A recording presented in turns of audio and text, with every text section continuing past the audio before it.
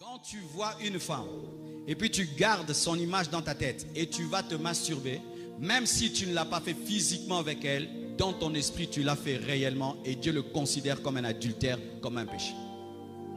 C'est pourquoi mes frères et sœurs, même si on ne t'attrape pas dans le mal, ne vis pas dans le mal parce que Dieu sonde les pensées. Et chaque fois que tu te touches dans le mal, sache que tu pèches parce que ton corps, ta peau est à toi mêlée d'abord à Dieu et tu ne te donneras aucun plaisir si ce n'est dans la parole de Dieu. Alors regardez, cette décision draconienne que Dieu demande, couper la main droite, c'est dire quoi?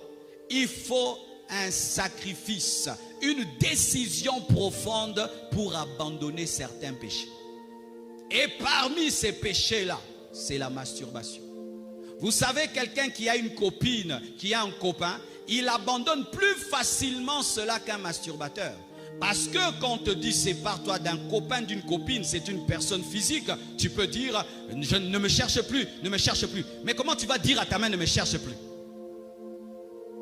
Comment tu vas dire à ta peau ne me cherche plus? C'est-à-dire tu abandonnes un péché, mais la chose qui pêche avec toi est là tous les jours avec toi.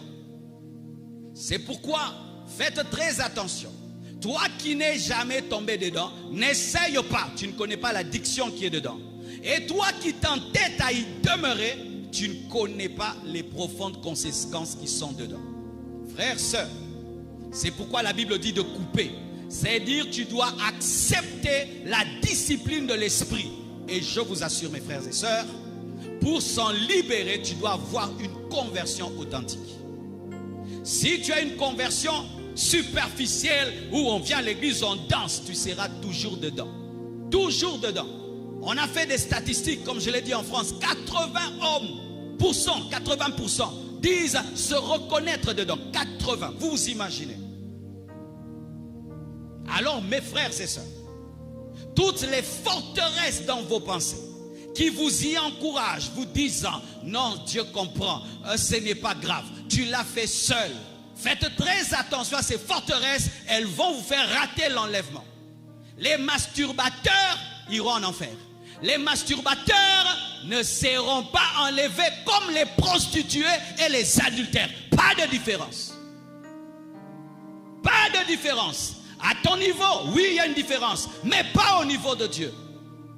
C'est pourquoi, frère, tu dois reconnaître que c'est un péché pour que Dieu t'en délivre. Mais si tu présentes des philosophies, Dieu dit, celui qui touchera mourra. Il y a des choses qu'on touche qui tuent. Il y a des choses qu'on touche qui empêchent de réussir. Ils ont touché à Haï, ils ont touché plutôt bien de Jéricho, ils ont échoué. Ton mariage peut échouer à cause de cela. Si déjà tu es célibataire et tu t'habitues à avoir du plaisir seul, ta femme aura du mal à te satisfaire, ton mari aura du mal à te satisfaire. Donc tu es là, célibataire, tu es déjà en train de détruire ton couple. Tout seul, mais tu détruis ton couple. Vous devez le savoir, vous tous qui êtes dans ces choses-là, vous devez savoir que vous êtes déjà en train d'abîmer votre couple dans le futur. Et si tu es dans le mariage, tu le fais. Tu es en train de te séparer de ta femme, de te séparer de ton mari. Des femmes qui ont déjà attrapé leur mari, en train de le faire. Tu t'imagines, une femme, elle va se sentir comment? Comment elle va se sentir diminuée? Donc moi, je ne sers à rien. Il préfère sa main que moi. Tu imagines comment ça détruit ton couple. Et sachez que lorsque vous le faites, vous ouvrez une porte au monde des esprits mauvais. Parce que le diable rôde autour de nous cherchant qui dévorer. Et la masturbation est l'une des portes. Et quand tu te masturbes, voici ce que tu ne sais pas, c'est que tu libères ta force. Et les puissances des ténèbres la recueillent. C'est pourquoi quand tu te masturbes, imagine un démon autour de toi. Avec un gobelet. Ou avec un panier d'offrandes. C'est une offrande que tu donnes au diable. C'est une offrande que tu donnes à Satan. C'est une offrande que tu donnes à l'esprit de femme de nuit et de mari de nuit. Pourquoi? Parce que quand tu le fais, tu ouvres une porte à des pensées impures. Et ces pensées impures attirent des esprits impurs. C'est pourquoi souvent ceux qui sont dans la masturbation ont souvent aussi des femmes de nuit et des maris de nuit. Et quand maintenant tu as des femmes de nuit et des maris de nuit, ça va entrer dans ton couple, ça va amener le divorce, ça va amener la frigidité, ça va amener l'impuissance, ça va amener la stérilité. Et c'est comme ça que vous détruisez vos couples, rien qu'avec ce que vous appelez « ce n'est rien, je le fais seul ». Si Dieu, dans un séminaire comme celui-ci, ce jeune comme celui-ci, peut me demander d'insister sur ça, c'est qu'il y a beaucoup qui blessent son cœur en vivant dans ce péché. J'ai remarqué que lorsque tu es lié par ce péché, tu dois des fois le dire à quelqu'un. Le dire à quelqu'un, l'avouer à quelqu'un et lui dire, j'ai lutté avec, j'arrive pas. Dieu me dit de te le dire, prie pour moi. Et c'est quelque chose que j'ai vu dans notre église, un grand prédicateur, un jour vient me chercher. Je pensais qu'il avait une prophétie à me donner.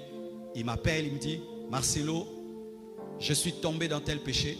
J'ai tout fait pour en sortir. Je me suis même oint d'huile d'olive, ça ne part pas. Quand je priais, Dieu m'a dit de te chercher, de te le dire. Et j'avais, je crois, 18 ans, 19 ans. J'étais un jeune à l'église. Lui, le prédicateur vraiment connu. Et il m'a cherché. Il a dit, Dieu me dit de te dire et que tu pries pour moi. Et il s'est agenouillé devant moi. J'avais même peur de toucher sa tête. Je ne pense même pas que j'ai pu toucher sa tête. J'ai fait une prière rapide parce que j'étais dérangé. Et il est parti. Et un jour, il passe à l'église. J'étais en train d'entonner les cantiques. Et il passait comme ça. Il m'a fait ça. C'était notre code entre nous deux. Et je ne le dirai jamais à personne. Je ne citerai son nom jamais. Parce que j'ai respecté cet homme de Dieu-là. Il n'a que faire de l'honneur. Il a besoin d'aller au ciel. Il n'a que faire du respect. Il a besoin d'aller au ciel. Oh, cher homme de Dieu. Vous savez, ce qui tue les hommes de Dieu, c'est le respect qu'on leur donne à l'église. L'honneur qu'on leur donne à l'église. Et ainsi, ils ne se confient à personne. Tu vas mourir. Même le médecin a son médecin. Même l'avocat a son avocat. Alléluia. Même le coiffeur a son coiffeur. Qui est ton coiffeur? Qui est ton avocat? Qui est ton médecin? Homme de Dieu. Beaucoup de mes fils, vous venez seulement me parler des versets bibliques. Mais vous n'avez pas que des versets bibliques comme question. Donnez-moi la main.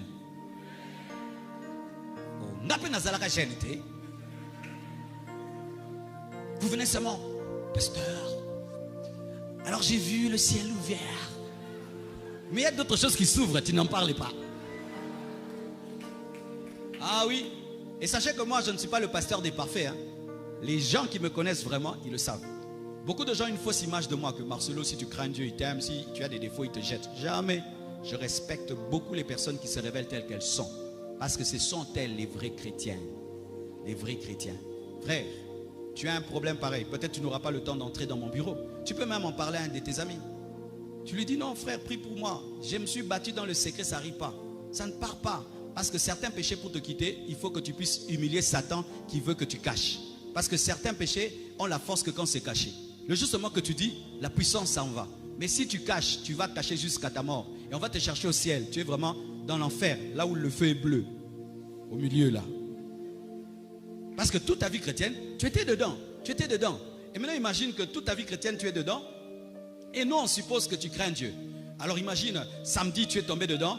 Mais nous, dimanche, maintenant, il y a beaucoup de démons qui tombent ici. Beaucoup de gens qui ont des démons qui tombent ici. Et puis on te dit, frère, viens poser les mains. Toi-même, tu sais ce que tu as fait samedi. Mais est-ce que tu vas dire, hé, tu vas seulement venir. Au nom de Jésus. Au nom de Jésus. Au nom de Jésus. Au nom de Jésus.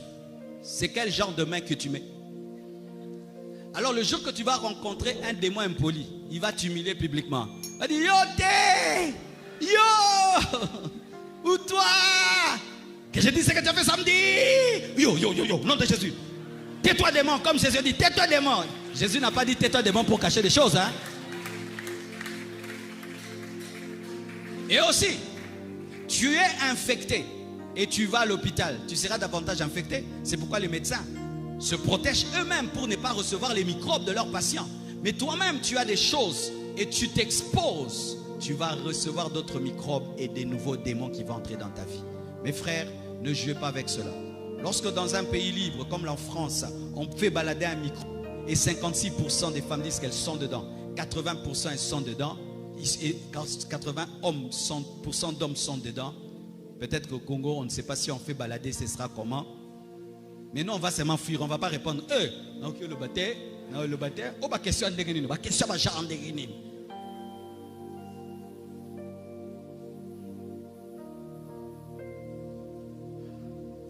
C'est pourquoi aujourd'hui, nous allons prier contre les femmes de nuit et les maris de nuit qui ont profité de ce péché. On va aussi prier contre cette force, cette puissance qui te cherche. Mais si pendant que je prêche, le Seigneur t'a convaincu que tu dois en parler à quelqu'un, fais-le, parle. Et si quelqu'un te le dit et tu le sors, Dieu te frappera. Qu'il quelqu'un te confie son secret et toi tu le sors, maintenant Dieu va te frapper. Parce qu'un homme qui s'humilie devant Dieu, il faut l'honorer, il faut le respecter. Que Dieu vous bénisse abondamment.